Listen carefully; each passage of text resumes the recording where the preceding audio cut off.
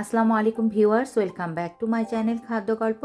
আজকে আমি আপনাদের সাথে একটা শাকের রেসিপি শেয়ার করব। ওই শাকটা হচ্ছে এখানকার, আমরা যারা বাইরে থাকি তারা চিনে থাকি এটা লিফ স্পিনাচ। এই যে লেখা আছে লিফ স্পিনাচ, এটা হচ্ছে হোল পাতাটাই ওরা এখানে বরফ করে রেখেছে, মানে ফ্রোজেন করে এটা রেখেছে। আমি নিয়ে আসছি, সেটা আজকে ভাজি করব।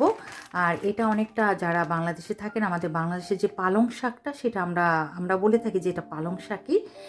আর এটার জন্য আমি নিয়েছি কি লাগবে, সেগুলো অবশ্যই লাগবে তেল আর লবণটা তো আমি অবশ্যই দিব। আর তার জন্য নিয়েছি আমি দুটো শুকনো মরিচ, আর এখানে নিয়েছি একটা বড় পেঁয়াজ চপ করে নিয়েছি, হাফ চা চামচ হলুদ গুঁড়ো নিয়েছি, হাফ চা চামচ ধনে গুঁড়ো নিয়েছি, আর নিয়েছি আমি এখানে কিছু রসুনটা আমি টুকরো করেও নিইনি আর ছেঁচা দিয়েও নিইনি। এটা আমি আমার টবে লাগিয়েছিলাম, ও এমনিতেই ছোট ছোট হয়েছে, সে আমি আস্ত রসুনগুলো এখন এটার মধ্যে দিয়ে দিব। চলুন তাহলে রান্নাটা শুরু করি। তো আমি দিয়ে দিচ্ছি তেল, এখানে 1/3 কাপের মতো আমি তেল দিয়ে দিলাম। দিয়ে দিচ্ছি শুকনো মরিচ, আমি একটু ছিঁড়ে দেই সব সময়, যাতে ঝালটা একটু ভালো লাগে আর কি, এই জন্য। দিয়ে দিচ্ছি পেঁয়াজ,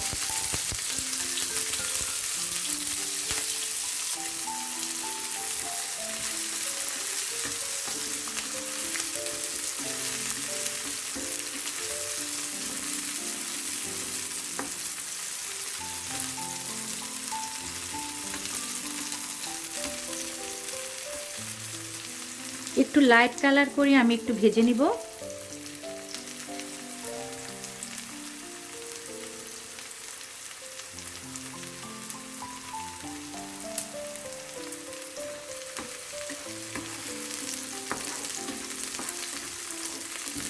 বেশি ভাজবো না, যেহেতু শাকটা ফ্রোজেন, তো তখন শাকটা নরম হতে হতে পেঁয়াজগুলো একদম পুড়ে যাবে।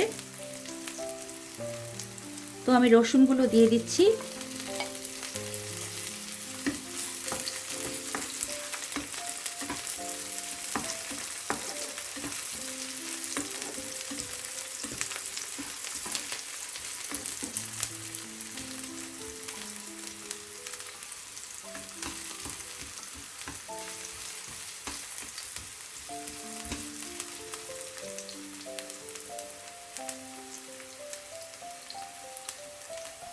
এখন আমি শাকগুলো দিয়ে দিচ্ছি।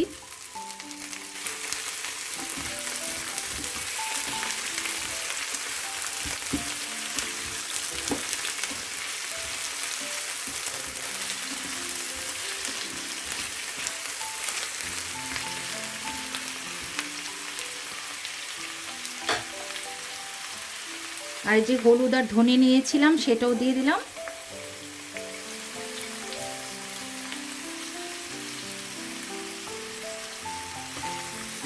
আমি একটু ঢেকে দিব, আর লবণটা আমি পরে দিব, যেহেতু শাকটা যখন একদম গলে যাবে, হ্যাঁ, তো নরম হয়ে যাবে, তখন আমি লবণের আন্দাজটা করতে পারবো, এই জন্য লবণটা আমি এখন দিচ্ছি না।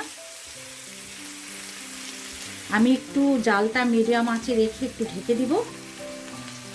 ফিরে আসবো কয়েক মিনিট পর।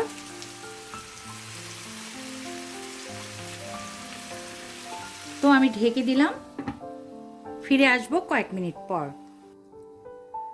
তো এই তো ফিরে আসলাম কয়েক মিনিট পর। এই যে দেখেন পানি উঠেছে শাক থেকে, এই তো গলে গিয়েছে। এখন আমি লবণ দিব, আর এখন আমি জালটাও বাড়িয়ে দিব, একদম ফুল আঁচে দিয়ে দিলাম।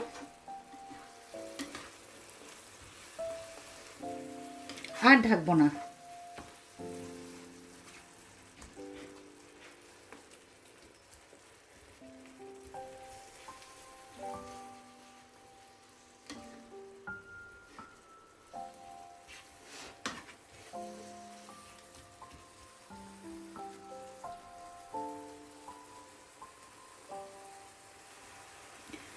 লবণ দিয়ে দিচ্ছি, যদি পরে দরকার হয় আবার একটা দিব, কারণ শাক তো এটা মানে একদম শুকিয়ে আসবে, লবণ বেশি হয়ে যেতে পারে। পরে আমি চেক করে আবার লাগলে দিব।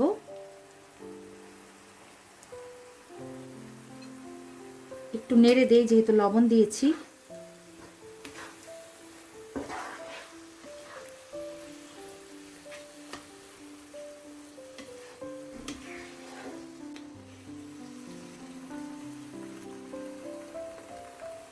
তা এখন আমি আর ঢেকে দিব না, এভাবেই হতে থাকবে। যখন ভাজা ভাজা হয়ে যাবে তখন আমি নামিয়ে নিব।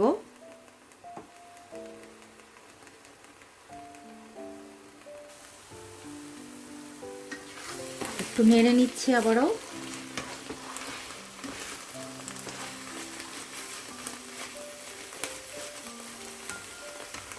আমি এটাকে অন্যভাবেও রান্না করি, অনেক সময় এটাকে শুধু একদম ফ্রাই প্যানে দিয়ে শুকিয়ে নেই, শুকিয়ে নিয়ে তারপরে আবার চিংড়ি মাছ দিয়ে রান্না করে তারপরে ওটা দিয়েও ভাজা ভাজা করি। আবার কখনো শুধুই পানিটা শুকিয়ে নিয়ে এইভাবে তারপরে তেলে আবার বাগার দিয়ে পেঁয়াজ রসুন দিয়ে কয়েকভাবেই করি।